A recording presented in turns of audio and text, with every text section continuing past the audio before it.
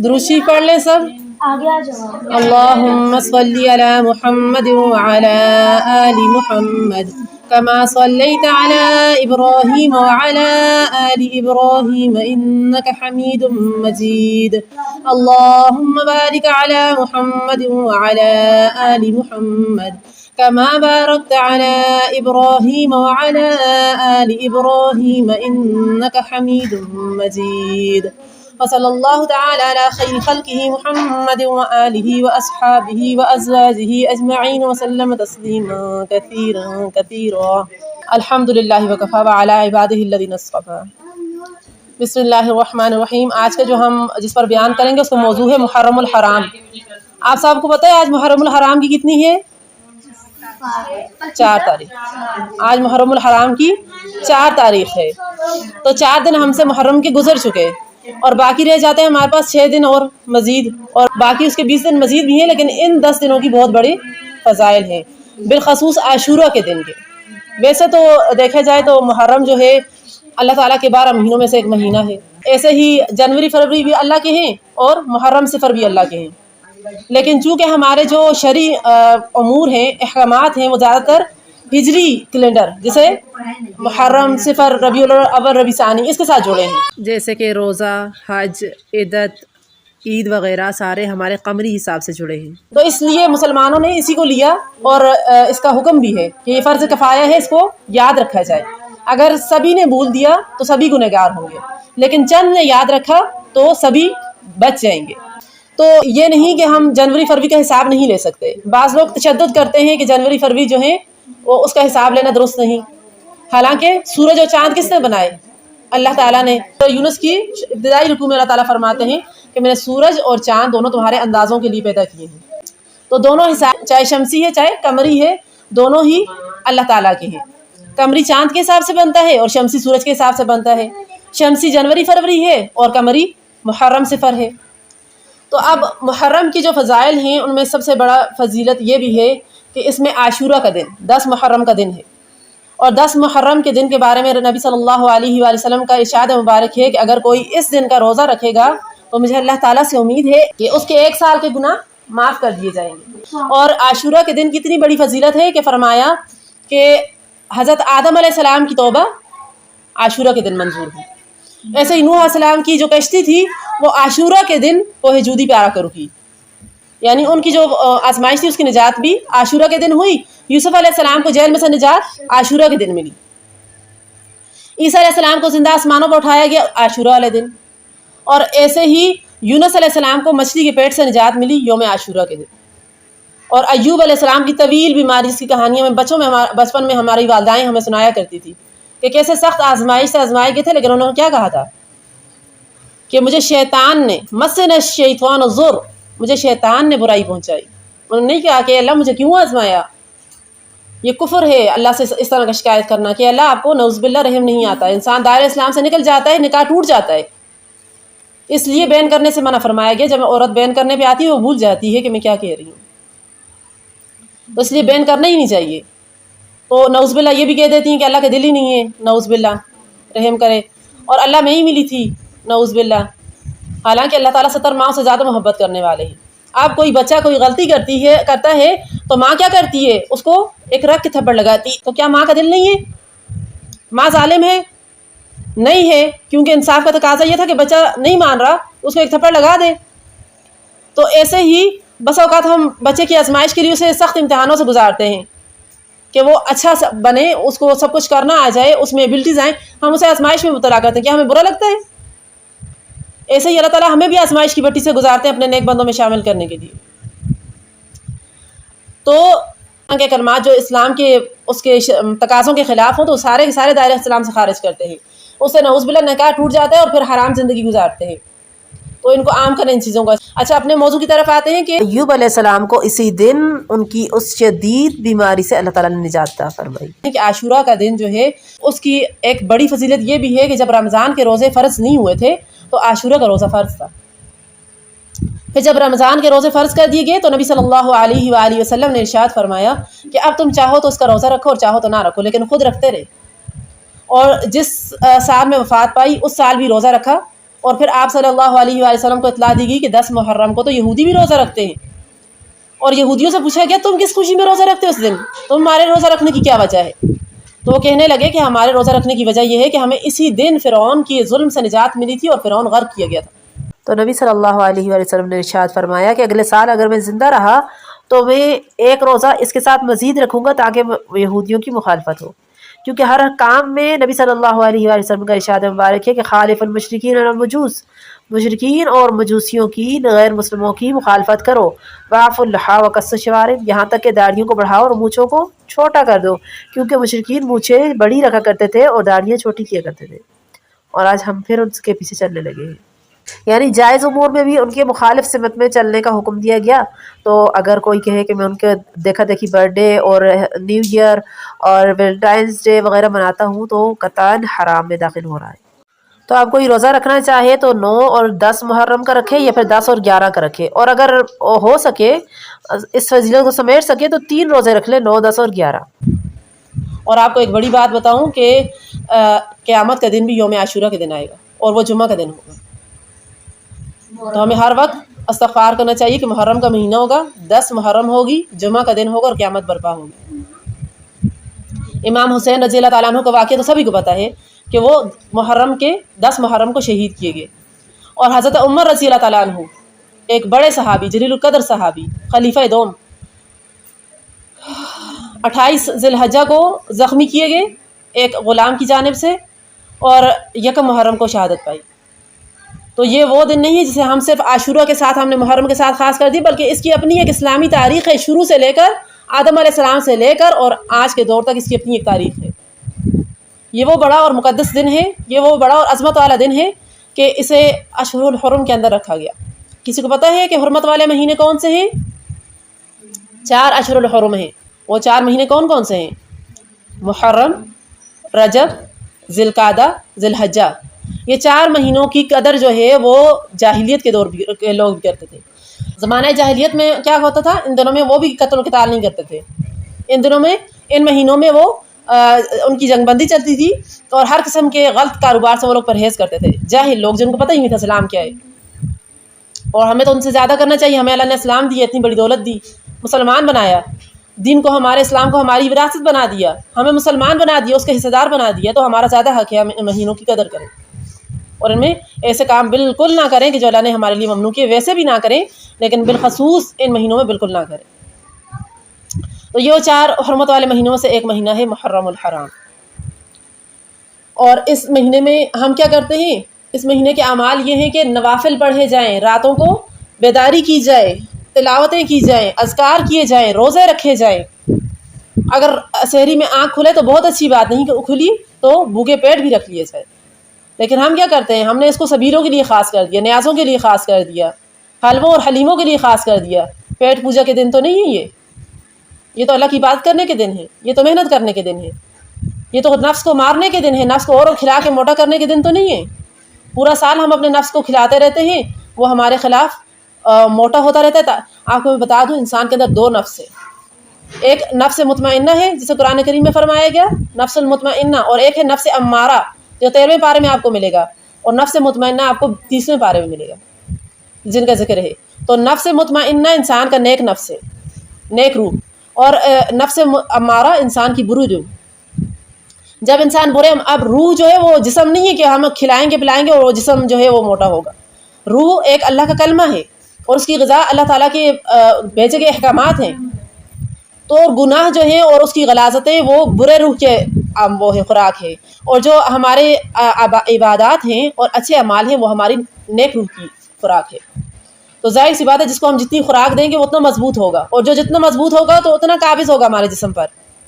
جب ہم گناہ کرتے ہیں تو ہمارا برا نفس موٹا تازہ ہوتا جاتا ہے اور وہ ہمارے جسم پر حاوی ہو جاتا ہے، پھر وہ ہمیں نیکیاں کرنے نہیں دیتا، کہتا ہے سو جاؤ، خیر ہے دوسرے وقت میں پڑھ لینا۔ اور ایسے ہی جب ہم کہتے ہیں کہ نماز کھڑے ہونے کے، ہم اٹھ گئے، ہم نے کہا نہیں پڑھوں گی، پھر کہتا ہے کھڑے ہو کے نہیں پڑھ سکتی ہو، بہت درد ہے ٹانگوں میں، بیٹھ کے پڑھ لو۔ جب ہم بیٹھ جاتے ہیں پھر کہتے ہیں بیٹھ کے بھی نہیں پڑھ سکتی ہو، ایسا کرو قضا پڑھ لینا۔ تو یہ اس کے وار ہوتے ہیں اور اس کو ہم خود اپنے لیے تیار کرتے ہیں۔ جب ہم گناہ کے اعمال سے بچیں گے، نیک اعمال کریں گے تو ہماری نیک روح طاقتور ہو جائے گی، پھر وہ بری روح کی نہیں سنتی۔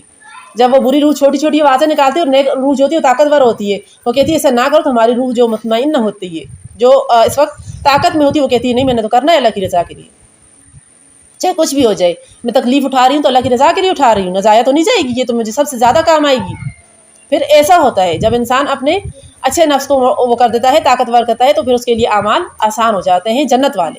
جب برے روح کو طاقتور کرتا ہے تو اس کے لیے جہنم کے اعمال آسان ہو جاتے ہیں، پوری رات بیٹھ کے اس کے لیے موبائل دیکھنا آسان ہوتا ہے، لیکن رات کو اٹھ کے 2 رکعت نفل پڑھنا آسان نہیں ہوتا۔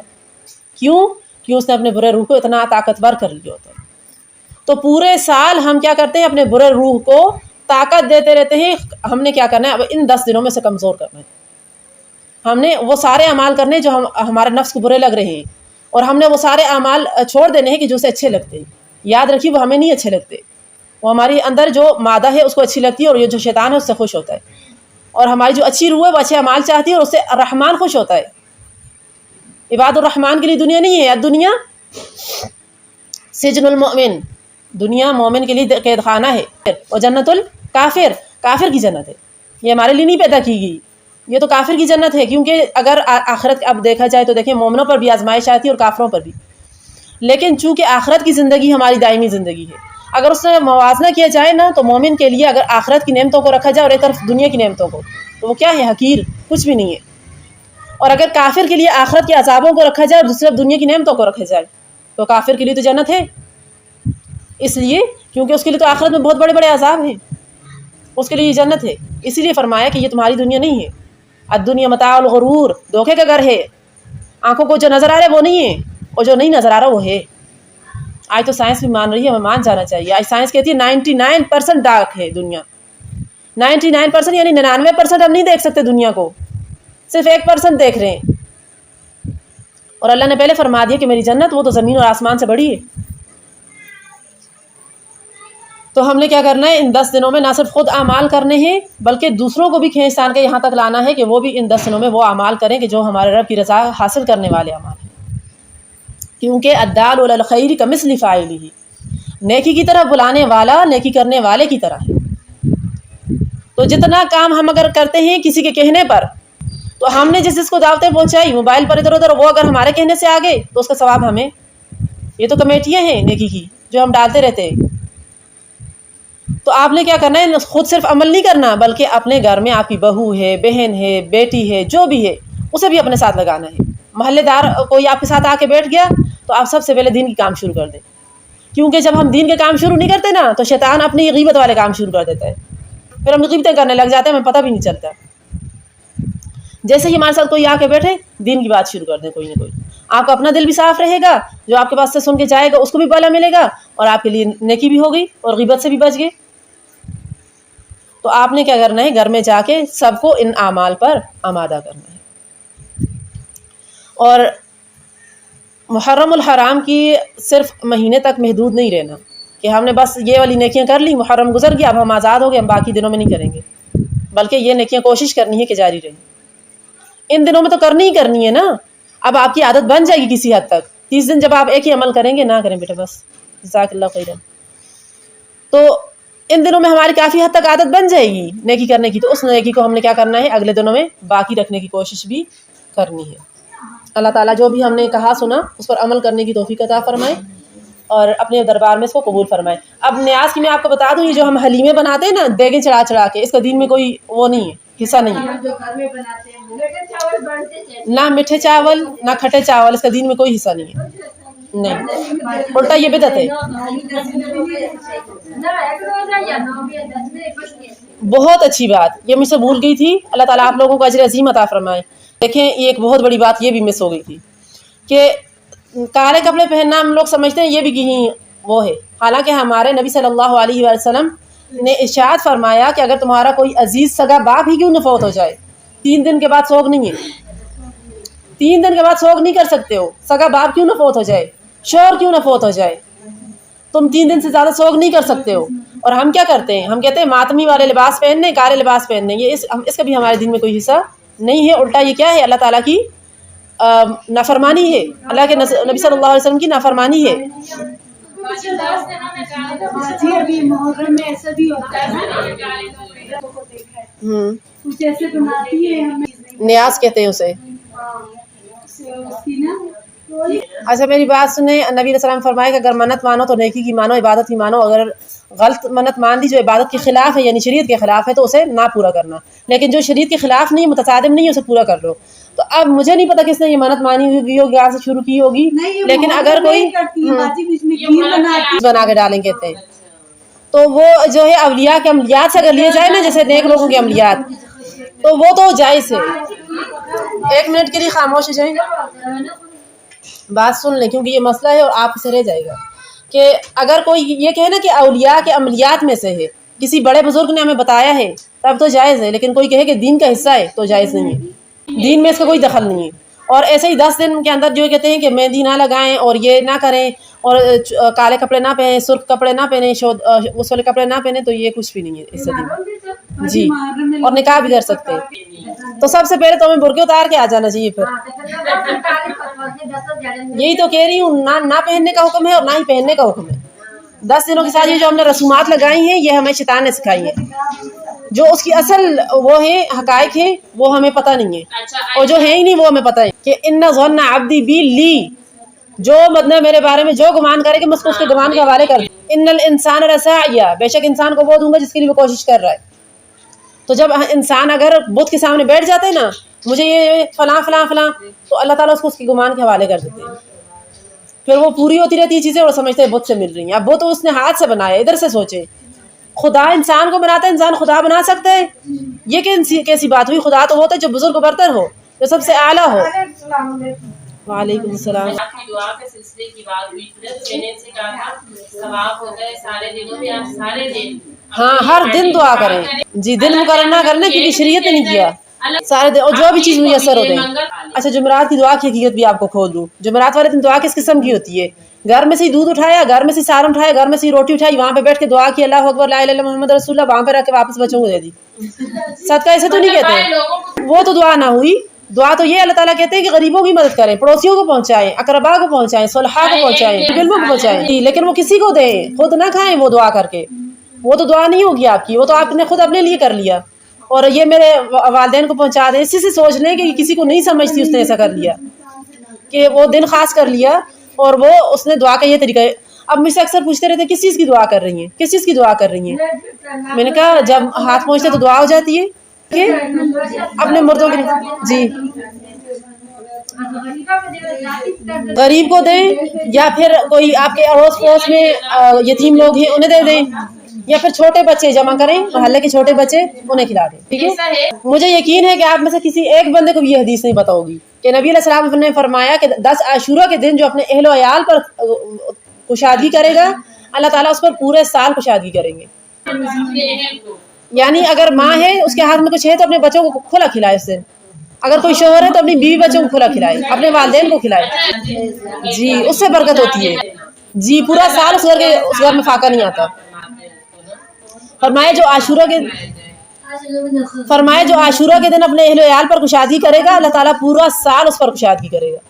और हम लोग समझते हैं कि जो घर वालों ने खा लिया शायद ज़ाया होगा, लेकिन शोहर के लिए ये गनीमत है। फरमाया कि एक वो निवाला जो तुम सदका करते हो, एक वो निवाला जो तुम अपने अहल याल के मुँह में डालते हो। अहल याल के अंदर उसके वालिदैन भी हैं, बीवी बच्चे भी हैं। तो फरमाया वो निवाला ज़्यादा बेहतर है जो तुमने अपने अहल याल के मुँह में डाला, वो ज़्यादा बेहतर है जी। नियत खालिस करें। और ये जो आप अब कहेंगी कि शायद बाजी ने कह दिया कि न्याज करना किसी के नाम पर जायज़ नहीं है, जिसको देखना हो तो सूरतुल माइदा की आयत है, आयत नंबर 6 है, हुर्रिमत अलैकुमुल मैतत, यहाँ से शुरू होती है। अल-यौमा अकमलतु लकुम दीनकुम व अतममतु अलैकुम निअमती व रज़ीतु लकुमुल इस्लाम दीन पर ख़त्म होती है। इस आयत के अंदर तमाम वो चीज़ें लिखी हुई हैं कि जो हमारे ऊपर हराम है। उन्हीं के अंदर है वमा उहिल्ला लिग़ैरिल्लाह, वो जानवर, वो ज़बीहा, वो चीज़ के जो गैर अल्लाह के नाम पर ज़बह की जाए, तो उसके अंदर है ये हमारी तमाम दुआएं भी जी। ये चीज़ें फिर हमारे लिए शिर्क बन जाती हैं। ये कहें कि अल्लाह ने इस डॉक्टर के हाथ में शिफा रखी है, अल्लाह ने मुझे इसके हाथ से शिफा दी, ऐसे कहें जी। अल्लाह के असबाब है ना, दम दरूद भी अल्लाह के असबाब है, ये इलाज जड़ी बूटियाँ भी अल्लाह के तरफ से सबब है, और डॉक्टर भी अल्लाह की तरफ से सबब है। इलाज करना सुन्नत है, हराम नहीं है। खुद अल्लाह के नबी ने इलाज करवाए और ख़ुद अल्लाह के नबी हजामा भी लगवाते रहे, और ऐसे ही बतौर इलाज शहद और दीगर चीज़ों का इस्तेमाल फरमाया। اور پرہیز بھی فرمائی. حضرت علی سے بھی فرمایا کہ علی پرہیز کرو. تو پرہیز کرنا، علاج کرنا خلاف شرع نہیں ہے بلکہ سنت ہے، لیکن سنت کے اندر دائرے کے اندر رہ کے کرنا ہے کہ شفا دینے والی ذات اللہ کی، اس بات کا عقیدہ رکھنا ہے اور الفاظ منہ سے اس طرح کے نہیں نکالنا کہ جس سے دوسرے کو لگے کہ ہم فلاں پہ یقین کر رہے ہیں. دے گی کون؟ اللہ کی ذات. دعا آپ لوگ کر سکتے ہیں، جیسے ہی 10 محرم گزر جائیں آپ کو دعا کرنا بند نہیں ہے، وقت لگانا بند ہے. 10 محرم گزر جائے آپ کچھ بھی آپ کی جو توفیق بن رہی بنا کے بانٹیں، لیکن 10 محرم سے پہلے نہ بانٹیں کہ یہ بدعت والے لوگوں کے ساتھ ہم بھی شامل ہو جائیں. میری امی کا سال پورا ہونے والا ہے اس مہینے کی 10 تاریخ کو، 8ویں مہینے کی، لیکن دعا میں پہلے کر چکی ہوں. ایسے ہی سبیل والے دن آپ لوگوں کے ابھی آ رہے ہیں، میں عید والے دن سبیل لگائی تھی کہ 2-3 دن میری سبیل چلتی تھی. اب میں نہیں لگاؤں گی، مجھے پتہ ہے اس مہینے میں لوگ لگائیں گے، میں لگاؤں گی، لوگ سمجھیں گے یہ بھی محرم منا رہی ہیں. ٹھیک ہے، تقسیم کریں، شربت بھی تقسیم کریں، چاول بھی تقسیم کریں، دن تبدیل کر دیں تاکہ ہم بدعتیوں کے ساتھ شامل نہ ہو جائیں. دعا بھی کریں اور ثواب بھی حاصل کریں اور دن سے بھی بچ جائیں. ٹھیک ہے، بہت بڑی نیکی ہے یہ. پرندوں کو پانی دیں. مائیں جو پرندوں کو اور چرندوں کو اگر کھلاتا ہے نا، دانہ ڈالتا ہے، اس کا رزق تنگ نہیں ہوتا. اور یہ میں نے آزمایا ہے. جن دنوں میں زیادہ چڑیوں کو دانہ ڈالوں اور پانی وغیرہ کا اہتمام کروں، ان دنوں میرے اوپر زیادہ کشائش ہوتی ہے. وہ بھی اللہ کی مخلوقات ہیں.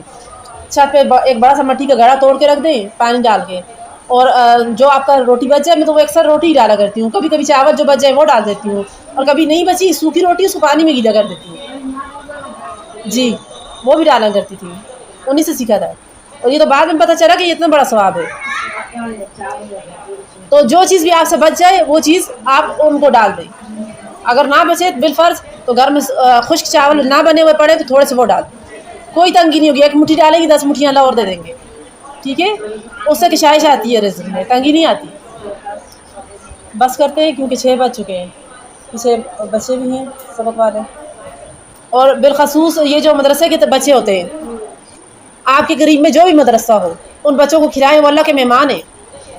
فرمایا طالب علم جب اپنے گھر سے نکلتا ہے اور مدرسے تک جانے کا سفر طے کرتا ہے، اس دوران ملائکہ فرشتے اللہ کی نورانی مخلوق اس کے پاؤں کے نیچے اپنے پر رکھتے ہیں. اس سے زیادہ اکرام کیا ہوگا؟ اللہ کی نورانی مخلوق ان بچوں کے پاؤں کے نیچے اپنے پر رکھتے ہیں. فرمایا ایک مسئلہ سیکھنا پوری رات عبادت کرنے سے افضل ہے. ایک مسئلہ سیکھنا تو اللہ کی پسندیدہ مخلوق ہے. چھوٹے بچے جو آ کے قرآن پڑھتے ہیں، جو آ کے کتابیں پڑھتے ہیں، جو آ کے اللہ کا دین سیکھتے ہیں، تو ان کو کھلائیں. آپ کے گھر کے قریب جو بھی مدرسہ ہے، جو بھی بچے ہیں، گھر بند آج کل مدرسے ہیں، تو ان چھوٹے بچوں کو کھلائیں. اس کے ساتھ بھی آپ کے اقربا جن کو آپ کچھ نہیں سمجھتے، آپ کے اقربا کا آپ کے مال میں حصہ ہے، آپ کے رشتہ داروں کا، چاہے وہ آپ کو گالیاں دیتے ہیں، آپ نے پھر بھی ان کو کھلانا ہے. ٹھیک ہے، آپ کے منہ پہ بھی آپ کو گالیاں دیں، آپ ان کو نہیں روک سکتے ہو میرے مال میں آپ کا حصہ نہیں ہے، وہ آپ کے حصہ دار ہیں. ان کو بنا کے کھلائیں. سال میں 2-3 دفعہ 4 دفعہ آپ ان کے لیے ضرور اہتمام کریں. یہ ہے نیکی کی کام. کنویں کھود کے دیں. جو آپ کے رشتہ دار بیمار ہیں ان کے گھر میں جا کے ان کو کام کر کے دیں. مالی امداد کر سکتے ہیں ان کی مالی مدد کریں، چاہے آپ کے خون کے پیاسے کیوں نہیں بنے ہو. آپ نے ان کے ساتھ صلح رحمی کرنی ہے، چاہے وہ آپ کے ساتھ کرے نہ کرے. پڑوسیوں کے آپ نے حق ادا کرنے، چاہے وہ آپ کے گھر میں کوڑا کرکٹ پھینکے. یہ نیکیاں ہیں. ہم کیا کرتے ہیں؟ پڑوسی سے منہ پھلا لیتے ہیں، رشتہ داروں سے منہ پھلا لیتے ہیں، اور پھر اس کے بعد ہم کہتے ہیں ہم اللہ کی نیک محفل میں جا کے بیٹھتے ہیں، ہم مولویوں کے ساتھ بیٹھیں گے، ہم بخشے جائیں گے. نہیں بخشے جائیں گے، کیونکہ پہلا حق آپ کے رشتہ داروں کے حق پر. جب آپ کے رشتہ دار ہی آپ سے راضی نہیں ہے تو آپ کے مولویوں کو راضی کرنے سے کوئی راضی نہیں ہوگا. ٹھیک ہے، اللہ تعالیٰ راضی نہیں ہوں گے، ناراض رہیں گے.